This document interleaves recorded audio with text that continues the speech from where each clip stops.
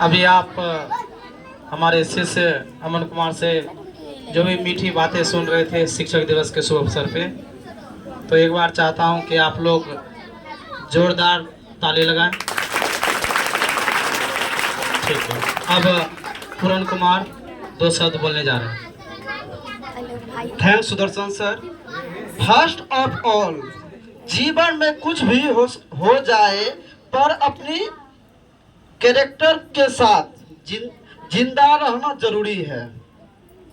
तो मेरे प्रिय छात्र एवं शिक्षक, आप सभी को बहुत बहुत धन्यवाद जो आप सभी कीमती समय दिए। Thank you. कहा जाता है कि जो तकदीर बदल दे, जो तकदीर वक्त से जो लड़ के नसीब बदल दे, इंसान वही जो तकदीर बदल दे। कल क्या होगा वो कभी मत सोचो, क्या पता वक्त आपका तकदीर बदल दे। तो 5 सितंबर 2024 को हम सब 49वीं जयंती मनाई जा रही है। डॉक्टर सर्वपल्ली राधाकृष्णन के सर्वप्रथम एवं दूसरे राष्ट्रपति रह चुके हैं। भारत की स्वतंत्रता के बाद देश को आधुनिक शिक्षा की दिशाओं में आगे ले जाने में बहुत महत्वपूर्ण भूमिका रही है। डॉक्टर सर्वपल्ली राधाकृष्णन कहते हैं, क्यों रुक जाते हो 4 दिन की मेहनत के बाद। अरे वक्त लगता है बीज को फसल बनने में। तो आप सबको हम बोलते हैं never stop learning, so never stop learning because learning never stop. धन्यवाद।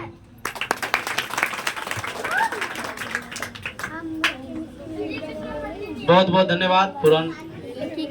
आपने बच्चों के बीच 2 मीठी बोली से उनका मनोबल ऊंचा किया है। जैसा कि बताया कि तकदीर बदलने में आपको 1-2 दिन नहीं लगता है। तकदीर बदलना होता है तो इसके लिए आपको सालों साल मेहनत करना पड़ता है। अगर आप सोचते हैं कि 15 दिन पढ़ के, 1 साल पढ़ के, 5 साल पढ़ के हम कुछ हासिल कर ले, संभव नहीं है। अगर अपना अतीत बदलना है, अपना इतिहास बदलना है, तो आपको रोज सुबह उठना है और पूरे जी जान से मेहनत करके अपना समय को भी बदल देना है।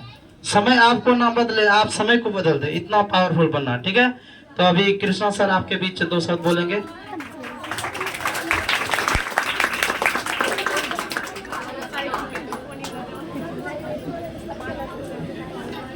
आप सभी को शिक्षक दिवस की शुभकामनाएं।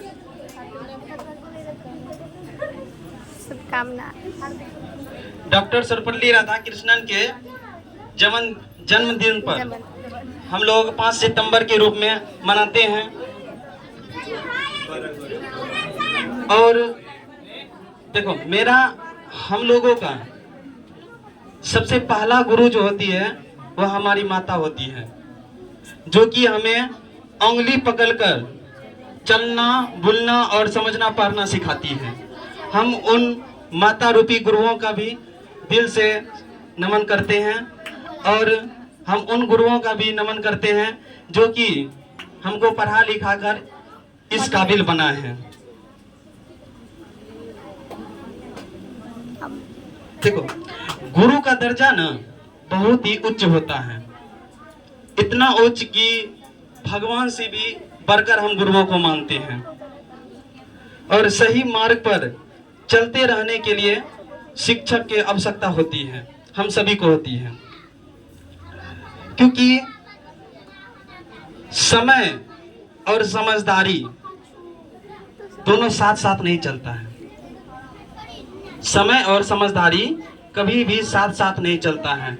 जब आपके पास समय होगा तो उस समय समझदारी नहीं होगी, और जब समझदारी होगा तो पता चलेगा कि आपके पास समय ही नहीं रहा। ठीक है, तो गुरु जो होते हैं वह समय रहते हमारे अंदर समझदारी विकसित कर देते हैं।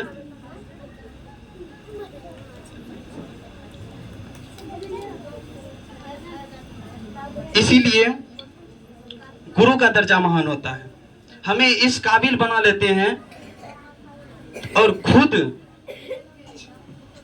वहीं रहते हैं, लेकिन हम लोगों को बहुत ही ऊंचा जगह पे, अच्छा जगह पे, ठीक ना, सबको कामयाब बना देते हैं।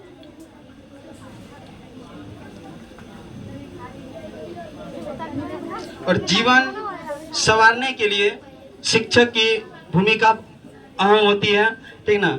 और सही मार्ग पर पहुंचाने के लिए, देखो सही मार्ग, अगर हमारे जीवन में शिक्षक हैं, ठीक ना, अगर हम कोई एक लक्ष्य पकड़ेंगे, ठीक ना, कि इस यहाँ से लेकर हमको एक लक्ष्य तक पहुंचना है, तो हम बहुत ही होगा कि अगर अपने से पढ़ेंगे, अपने से समझदारी करते हुए, सेल्फ स्टडी करते हुए अगर पढ़ेंगे, ठीक ना, तो बहुत ही घूमकर उस जगह पे हम पहुंच पाएंगे, ठीक ना। लेकिन अगर हमारे पास गुरु हैं, एक अच्छा मार्ग दिखाने वाले टीचर हैं, शिक्षक हैं, तो वहाँ हम बहुत ही आसानी से, सरलता पूर्वक वहाँ पे हम लोग पहुंच जाते हैं, ठीक ना। यही काम करते हैं हमारे गुरु, जो कि हमें जल्दी से जल्दी कामयाब बना सकते हैं, ठीक ना।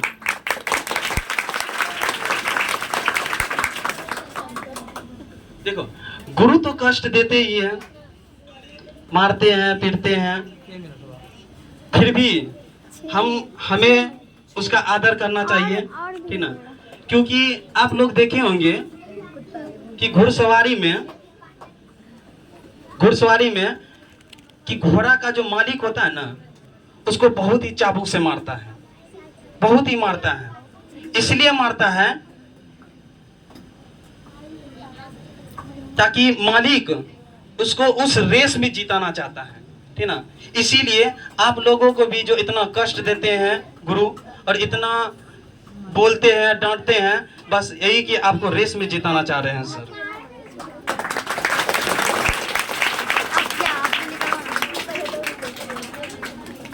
और गुरु तो इतना कष्ट देते हैं ना, जब देखिएगा कि आपकी मम्मी जब आपको गोद में लेगी ना, वह गोद में लेती है। जब भी आपकी मम्मी अगर आपको लेगी तो वह गोद में रखती है, और गोद में रखती ना ताकि आपको कष्ट ना हो, ठीक ना, कष्ट ना हो। और बोलती है कि तुम वहां तक देखो जहां तक हम देखे हैं। लेकिन वही देखो कि अगर तुम्हारे पिता अगर तुमको लेंगे तो वह तुमको कंधा पे बैठाएंगे। उसको पता है कि कष्ट होगा, कंधा पे बैठाने पर कष्ट होगा, लेकिन वह आपको यह जताना चाहता है कि तुम वहां तक देखो कि जहां तक हम भी नहीं देख पाए हैं अभी तक। क्योंकि उसका निगाह जो रहती है ना, उस बच्चे का जो निगाह रहती है वह उसके पिता से उच्च रहता है। अगर कंधा पे बैठाएंगे तो उसके निगाह, आंख जो रहेगा दूर तक देख पाएगा, इसीलिए वह कंधे पे बैठाते हैं। लेकिन गुरु ऐसा नहीं होते हैं। गुरु ना पहले दिन से आपको चरणों में रख देते हैं, क्योंकि उसको पता है, देखो माँ बाप को तो प्यार है ही, ठीक ना, लेकिन गुरु को पता होता है कि आपको एक ना एक दिन आपको अपने पैरों पे खड़ा होना ही पड़ेगा। इसीलिए वह शुरू से ही आपको अपने पैरों पे खड़ा कर देते हैं।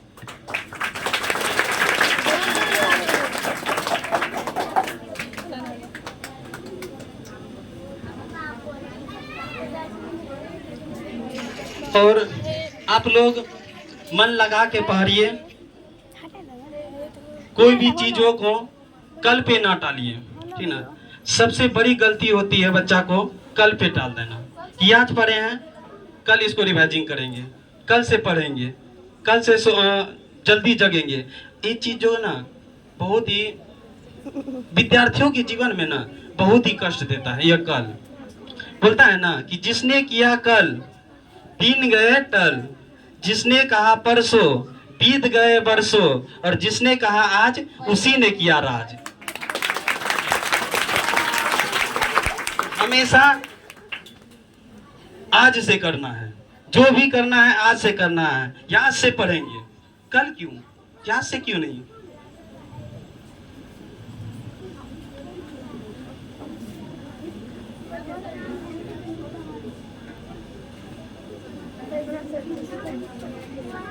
और आप लोग मेहनत करके पढ़िए, क्योंकि आपको पढ़ाने के लिए ना जाने आपके माता पिता कितने कष्ट करते होंगे। एक बिहार में देखिएगा ना, सबसे पहली बात बिहार में देखना है कि जितने भी माता पिता होते हैं ना, एक तल्ला मकान बना के वह ना कुछ छड़ को ऊपर निकाल कर छोड़ देते हैं। कभी देखें ऐसा कि बबुआ का नौकरी होगा ना तो 2 तल्ला ढला जाएगा, ठीक है? यह आशा है, माता पिता का यह आशा है, और आपको इस आशा को तोड़ना नहीं है, ठीक ना? यहाँ आप याद से प्रयत्न करो कि हमको ना एक जी जान लगा के, अरे पढ़ना तो है, अभी तो हर चीज की सुविधा होती है। याद से बताओ 10 साल 15 साल 20 साल पहले किसी के पास ना लाइट नहीं रहता था पढ़ने के लिए, स्ट्रीट लाइट पे पढ़ता था। बहुत ऐसा कहानी है, पढ़े होंगे आप लोग, ठीक ना? स्ट्रीट लाइट पे पढ़ता था, रात में नहीं पढ़ता था, दिन में पढ़ता था। हम लोगों को तो ऐसा है कि दिन में भी पढ़ना है, रात में भी पढ़ लेते हैं, क्योंकि हम लोगों के पास हर चीज अवेलेबल होता है, ठीक ना? तो कभी भी पीछे मत हटो, मेहनत करने से पीछे मत हटो, जी जान लगा दो।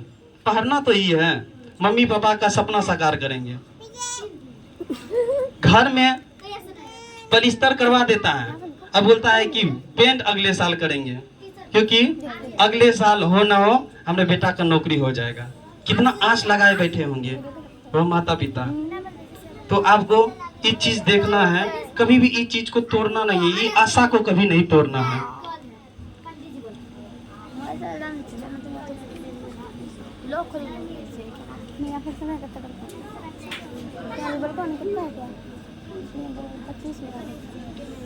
और शिक्षक तो हम लोगों के जीवन में बहुत ही महत्वपूर्ण है ही, है ना? और अगर राज करना है तो हमें क्या करना है, पढ़ना पड़ेगा, ठीक ना? और कहता है ना कि शिक्षा वो शेरनी का दूध होता है जो जितना पिएगा उतना दहाड़ेगा। इसलिए हम अपने वाणी को विराम करते हैं। धन्यवाद। जोरदार ताली हो जाए एक बार। शानदार जानदार स्पीच के लिए कृष्ण कुमार आप लोगों के बीच जबरदस्त भाषण दिए, और इन्होंने हर एक संभव किया कि आप की आंखें खुले, समझे, इस समय को जाने। तो मैं अपना स्पीच स्टार्ट करता हूं। तो सबसे पहले आप सभी को शिक्षक दिवस की हार्दिक शुभकामनाएं। शिक्षक और समुद्र, शिक्षक और समुद्र में फर्क बस इतना होता है कि समुद्र डुबाता है और शिक्षक उगाता है। अर्थात अगर समुद्र में जाओगे तो डूब जाओगे, आपका समय समाप्त, और शिक्षक के पास रहोगे तो इतना ज्ञान देगा, इतना ज्ञान देगा, दुनिया में सभी जगह नाम होगा, है ना? चलिए, मैं आपके बीच शिक्षक दिवस क्यों मनाते हैं ये सब तो सभी जानते हैं।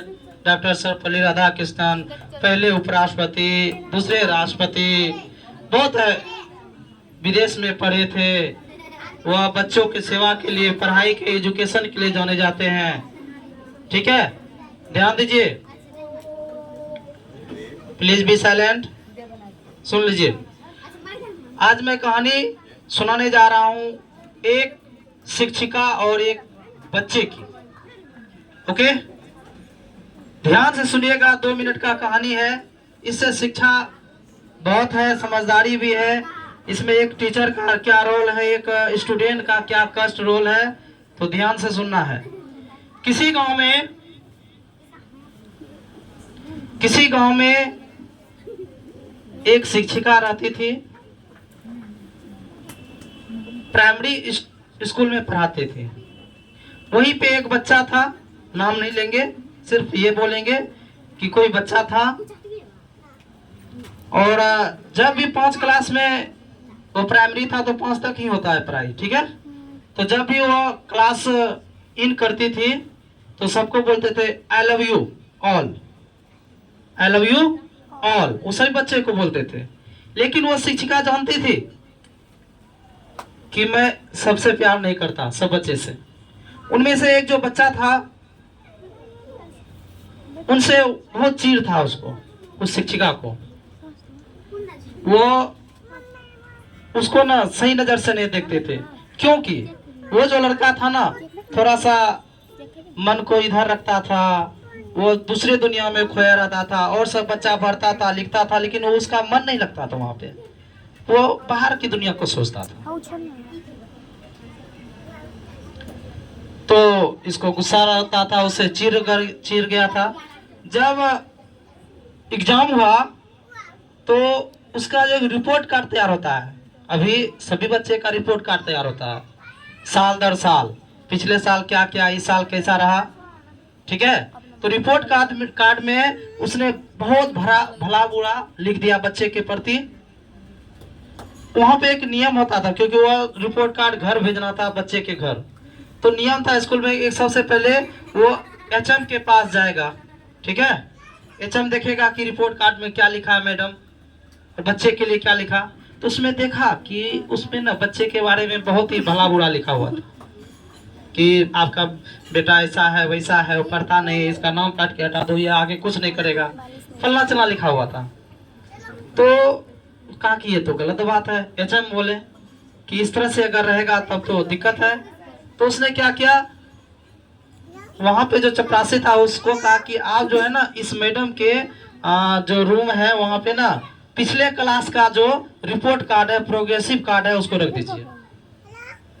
बस मैडम ने देखा कि अरे किसका कार्ड है, तो वही बालक का कार्ड है। उसने देखा 3 क्लास का, 4 क्लास का, देखा उसमें अच्छा चीज लिखा हुआ था कि आज रात नाम था, कोई कुछ भी नाम ले लो, ठीक है, कि आज ये किया था, इसने फर्स्ट किया था, इसका इतना अच्छा मार्क्स था, इसने ये परोपकारी का काम किया। लेकिन समय देखिए, इससे ना उसको बहुत ये है। लेकिन जब लास्ट वाला 4था क्लास का रिपोर्ट कार्ड पढ़ा, उसमें पता चला कि इसकी माँ को कैंसर है और ये पिछले साल मर गई है। ये सोच के ना उस शिक्षिका के मन में एक बच्चे के प्रति प्यार जगा। 5 क्लास में तो पढ़ रहे थे, जैसे अब इन करती है ना, तो क्या कहती है सबको वही बात, आई लव यू ऑल। लेकिन इसमें भी इस बार भी वो शिक्षिका के अंदर में सबके प्रति प्यार नहीं था, इस बार सिर्फ प्यार था उस बच्चे के प्रति, और सबके प्रति कम हो गया था। उस बच्चे को समझाया, बहुत उसको प्यार किया, उसे बहुत अच्छा से पढ़ाया। तो देखता है कि जब 5 क्लास का एग्जाम देता है तो टॉप कर जाता है बच्चा। तब क्या करता है वो लड़का, एक गिफ्ट पैक करके नहीं दिया है, कैसे भी पैक करके उसको दे देता है।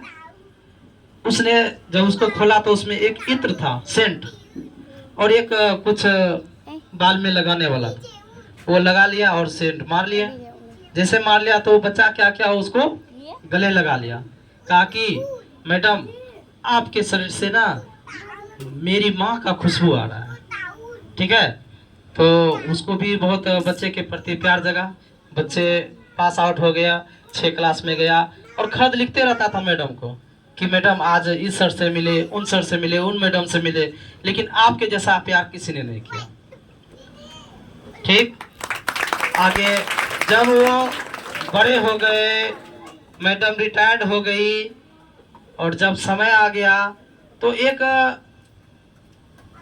जो खत आता है मैडम के पास, उसमें एरोप्लेन का टिकट है, उसमें डॉक्टर लिखा हुआ था, और किसी लड़का का नाम था, वही लड़का का था।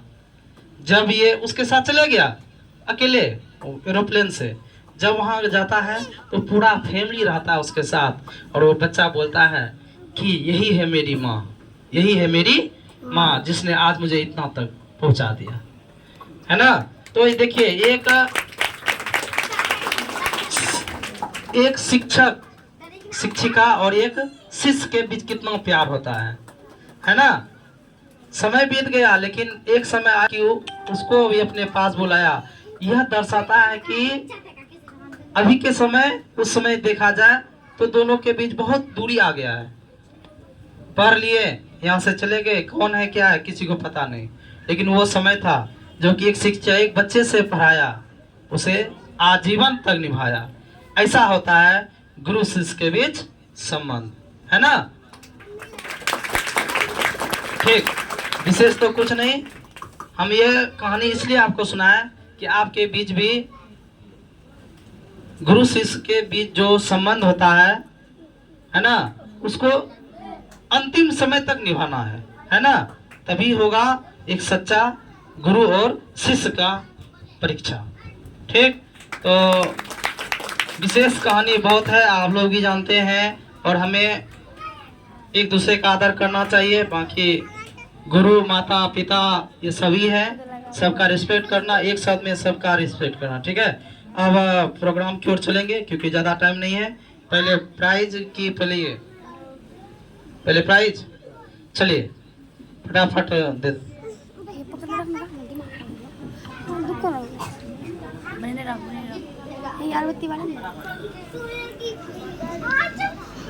अब कार्यक्रम को आगे बढ़ाया जाता है। क्लास, मैं जिन छात्रों का नाम लूंगा वे आगे आ जाएंगे।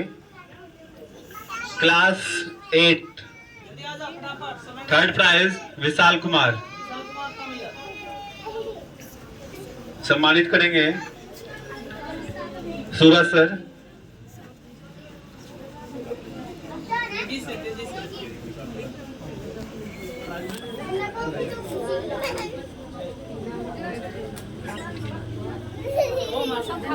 उधर बनेगी, इधर उधर भी आवाज बंद।